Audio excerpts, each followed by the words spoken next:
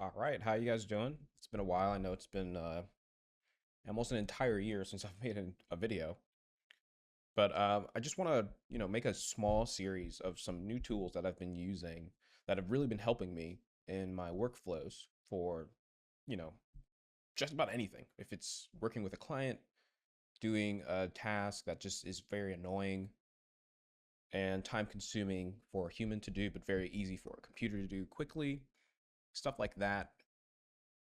And the first thing I want to do is get set up with this software in two ways. You can either do a paid hosting that has a free monthly uh, amount of money they give you. They give you $5, or you can try and set this up directly on your machine that you're using and then work from there.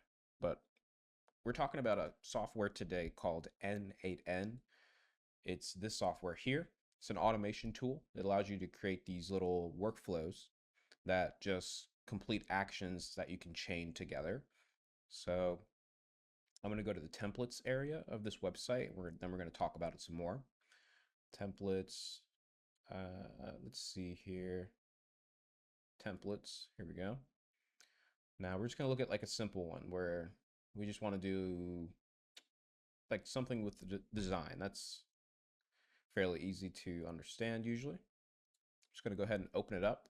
Looks like this one is interacting with an image editor in Flux. Flux is I think it's a website, I believe, that you can create versions of yourself, like your face, using AI.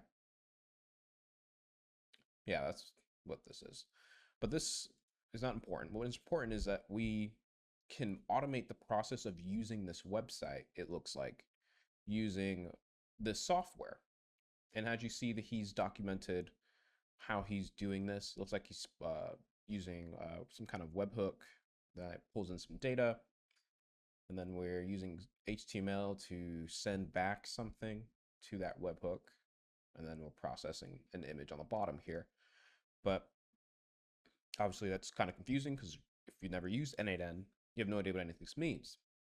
But what I'm really trying to show you is just that this is just one use case of many. There's probably an unlimited amount of things you can do with this. Let's just say you wanted to like sort through a bunch of your emails. You could go to Gmail and there's going to be lots of different things people are creating. This is an open source software, so the community, you can just join and hang out and make stuff. They're all doing things that make their lives easier. And sometimes there is a lot of overlap where something that makes their lives easier will also make your life easier. So we're going to be talking about the first way of getting this software, which is going to be hosting it somewhere online on a cloud machine. Um, I think the best way to do this is to actually use a Railway server. It's the quickest way to get started, in my opinion. You make an account, you go ahead and create a new instance, which is just like you setting up some hardware, like setting up a computer to run your program, and then you go to your program. It's about 4 or 5 steps at the most. Maybe there's one or two more that I'm not remembering here, but I'm going to show you how to do that if you want to, instead of running it on your own computer, run it on a cloud computer. While I'm doing that, I'm going to go over some reasons why that'd be better before we get started with setting it up. So currently it looks like I'm going to be logged in, so I'm just going to log out. And the reasons you would want to do this on a cloud machine is because you have the ability to expose this to the internet. When you run n8n on your local machine, you can't have any outside data talk to it without changing the environment variables. I'm not going to go over that today. I'm just going to be showing you how to get it running on your computer. If you need to look at the docs to check out how to change environment variables based on what kind of computer you have, and that's why I don't want to go over it, because if you have a Windows machine, I'm on Linux, so it's obviously going to be a different process. But there's definitely good documents here in the docs for self-hosted n8n installations. But anyway, back to Railway. This is good for reasons where if you need to expose your uh, n8n instance to the internet so you can have it receive data from somewhere, that is really, really good. Let's say you want to talk to an API and then respond to it or something. You can do that here. It's a little bit trickier on self-hosted because of those things we talked about briefly. But yeah, that's the main advantage. Also, if you need HTTPS, this is also a really good solution as well, because when you self-host, by default, it's going to be set to HTTP, which is less secure. And also, web browsers don't like when you do that. They tell you like, hey, this is not a secure request.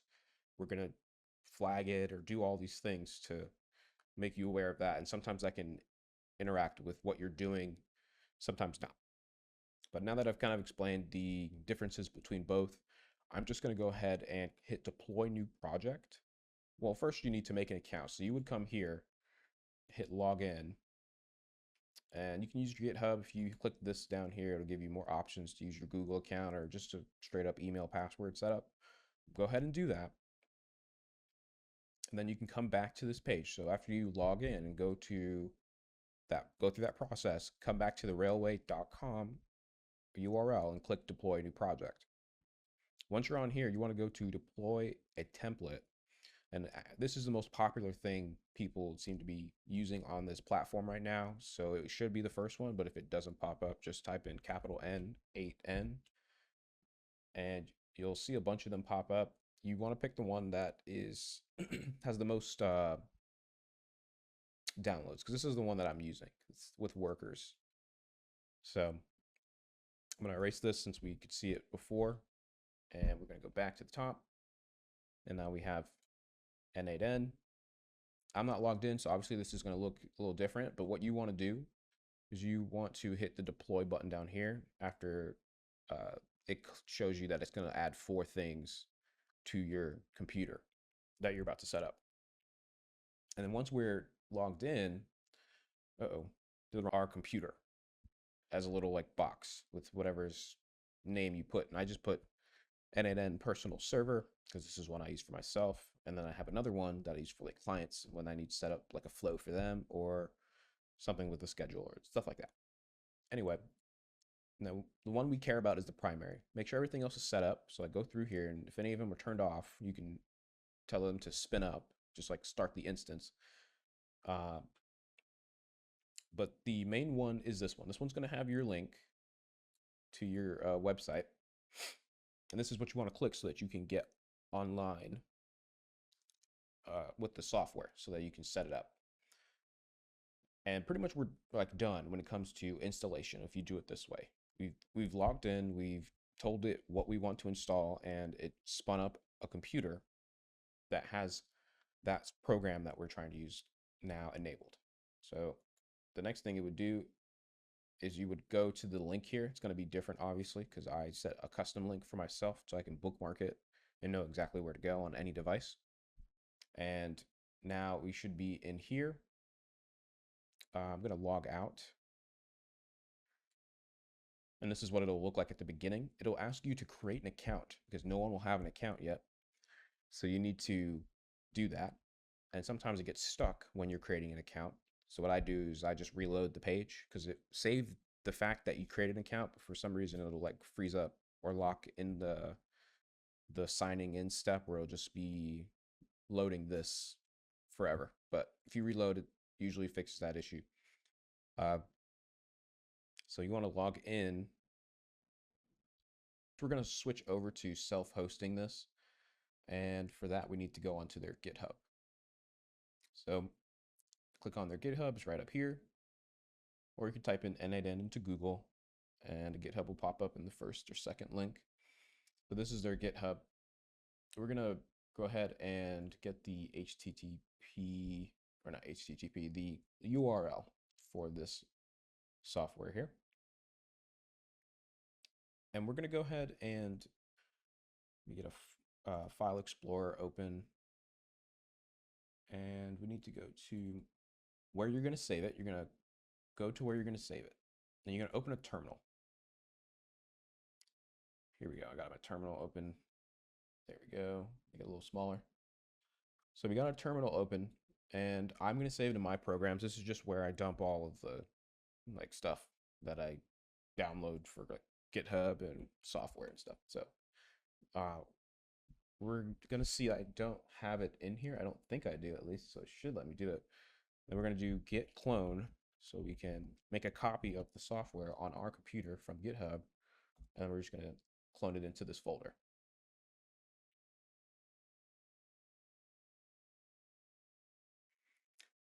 Once this is done, you'll be able to go ahead and run through the code that they're telling you to use, but you want to make sure you have the prerequisites installed, which it looks like you're going to need at least Node. And I believe that's actually it, Node.js. And if you need Node, you go to Node.js, and then here's the website for them, downloads, and you can download it depending on what kind of computer you're on. Like it sees that I'm on Linux, so it's trying to use Linux. If you're on Windows, this is what you would run. If you're on Mac, it's just very slightly different. So, get yourself Node, get that running.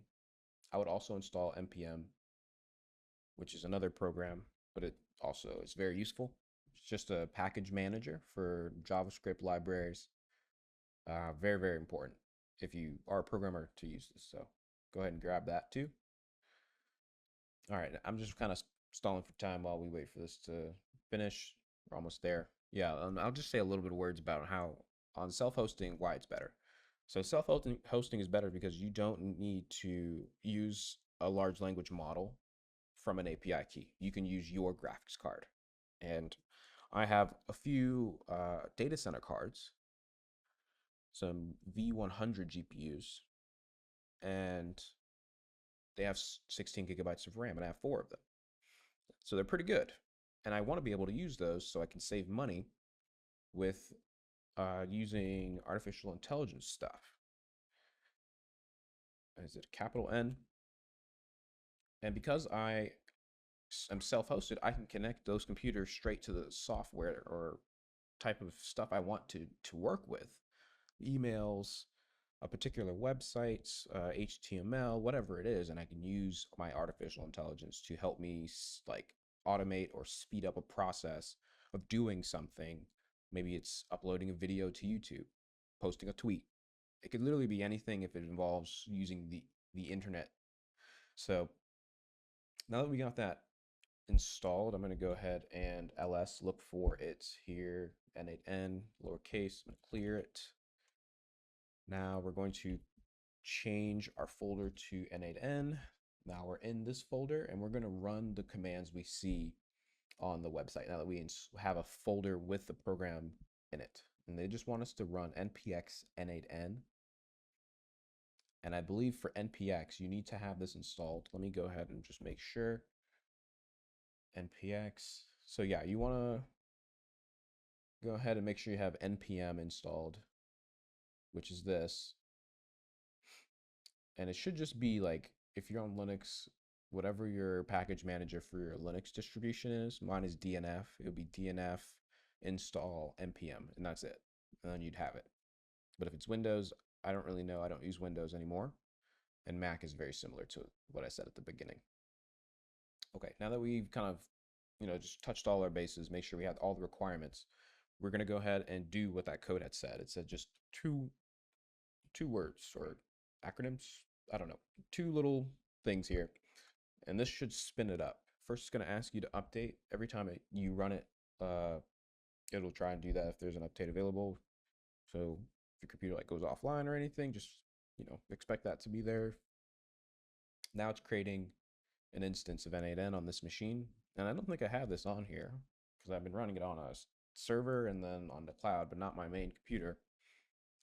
So this should be a real world like example of what happens when you install this program on your desktop. So self-hosting can be really good for that. Obviously that has its challenges that I went over earlier, but for the most part, self-hosting is really, really good, especially if you need to run a lot of data, because there are limits you can run into with your server hosting, or if you're doing it through the company themselves, because you can get a server through them, but they literally limit you by how many times you can execute, similar to make.com. If you know what make.com is, they are another platform that is very, very, very similar. But yeah, self hosting is better. If you need to just do something small, maybe having n8n, the company, let you get a server from them is pretty good. Just know you'll be pretty limited on how often you can run it. Okay, so now that our self-hosted server on our machine is spun up, we can go ahead and use press O or click Control and click on this in your terminal, and then it will let you open a link to that. And this is what you'll see, what I was talking about earlier with the cloud setup when you were setting it up on a cloud computer, where it's going to ask you to, create an account and all that. I'm not going to actually continue on from here. I'm going to go back to my cloud server, because once you have your account set up after this process, it'll look just like mine. You just won't have anything set up in your flow or your like dashboard. Sorry. Okay, so from here, oh, this is not the right thing. Sorry. Let's see. I believe I logged myself out. So, well, I guess not.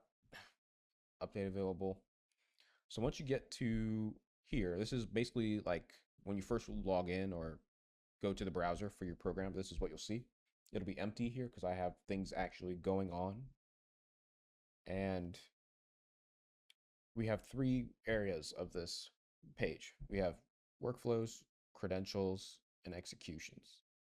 Executions is where it'll show you whatever things are actually going off when they're happening, because you can schedule certain things to happen at certain times. So it'll show you that, and also let you see if you, let's say you got an error. Like I had an error back there for like a daily schedule ping for my phone, so I can like keep track of myself and what I'm doing, make sure I'm being productive. Looks like it didn't go off, it got an error. And yeah, it's this one here, fatal error. It just didn't work.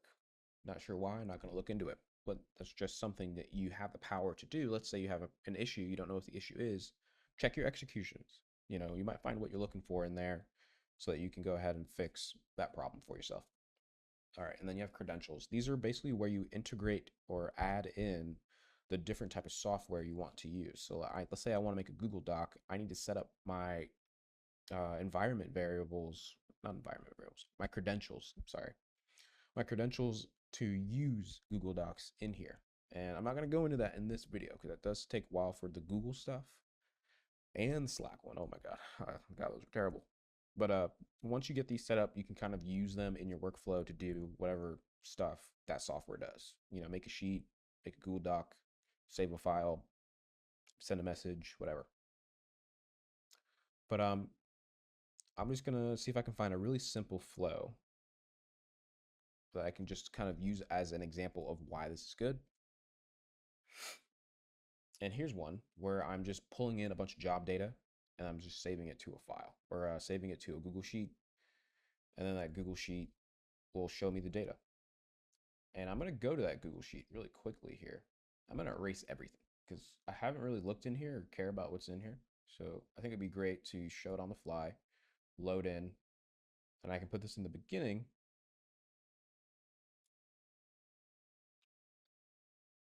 as like the demo part. Okay, so we have all of that gone now, and I have my flow here. I'm going to briefly go over what each step is doing, and we're doing it 4 times. It's not 4 different things, it's one thing 4 times. So we're going to a website, in this case, Remote Rocket Ship. We're looking at their website and grabbing the data from their server and uploading it to n8n. I'm going to run this flow part, like this section by itself, so you can see what I mean. So what happened now is we got a bunch of data about jobs, and there's not just one job in here. It's like all of the jobs for my criteria. And it gives you all the information for each job that fits your criteria. And this one's I guess CVS. CVS is hiring a software developer. It was posted today, yeah, today, 26. But yeah, it's just a bunch of jobs. And then what are we doing with those jobs? We're it's all in one list so far. So instead of it being all in one list, I want to have each job individually. So next we would split it out. This is just a very simple a node. That's what all these little blocks are called, nodes, that does a specific thing. And this one essentially takes JSON that's in a list of one big list and splits them off into one uh, array of items in that list or object of items in that list. I know that might be a little confusing, but essentially it just took that first job and pulled it out and separated it from the other ones. Obviously, there's 20 jobs because it pulled all 20. But now instead of me having to look at all of the jobs all in like one long line, I can just look at this job and see what kind of things they need or are looking for their employee they're trying to find. So moving on to the next one. Now I don't need all that data, right? Some of this data doesn't mean jack shit to me. So I'm going to be pulling some of it out so that we can use the parts we need and leave the rest. So I've created edit fields, which is going to let me pick and choose which elements on this side of the page I can pull out of the JSON, and then I can use that in my code or another nodule. Okay, now I'm going to run this one, and this one's going to just make it a little more simple, give us less data, but the data we really care about. So the name, the job description, uh, two-line job description, education, URL, salary, what kind of software you use, all the stuff that you actually do care about. Try to find it all and pull it through. And then the last step is once you have your Google Sheets connected to the software, you can go ahead and just in the sheet that we were looking at that I deleted everything, quickly pop all of that stuff into the Google Sheet, which I'm going to try and do side by side because it would probably look cooler. But once you hit this, it'll go ahead and try. And I'm going to go ahead and do that. And just got to log into your account again. Okay, and it's successful, so it should work now. We're just going to go ahead and hit test step. Looks like it's going to go through. And on this side, we get all the jobs separated in a new row, neatly, very easily, and very quick, right? That was very little work on us to do that every day. Obviously, setting it up takes time and effort, but once we get things rolling, you're you're completely off the hook if you're doing something that's easy to automate. So yeah, now I can, learn about each job. I could make a website that takes this information and shows it to you on in more of like a style like Indeed or LinkedIn or something like that. I could easily, use this data in a programmatic way to do something that actually solves a problem, right? And then that's kind of why I'm using this software because it's very, very good at integrating software. And that's like one of the main pain points of being a developer, in my opinion. Is like, okay, I need to, integrate what's something that I've actually had to do, like Slack, not Slack, Stripe payments. Oh my God, I hate doing that. But if you have to integrate something like Stripe payments into, let's say, a Next.js app, which is what I usually code in, it's a nightmare. Like it's actually painful to do that stuff. But if let's say I want to integrate Stripe into something here using this software, I can just do that. All I need to do is get my key, my API key and everything, set it up, and boom, I'm making a payment. And I'm setting up the ability to work with that software very, very easily. And it's quick. Like you don't need to, read their documents or do a bunch of stuff. Once you, know exactly what kind of stuff you're trying to integrate, if it's available without having to, do it manually through the API, if it's just like a node here, you're off to the races because they give you documents to tell you what each thing they can do is and how to use them. And that's really, really awesome because it helps just cut out a lot of the like research aspect of developing where you're just constantly trying to figure out how do I talk to this thing to make it do what I'm trying to do. But anyway, I feel like we're getting too long, but this is basically a demo of how you use n8n, how to set it up 2 different ways. Back to you soon. Have a good one. Bye bye, guys.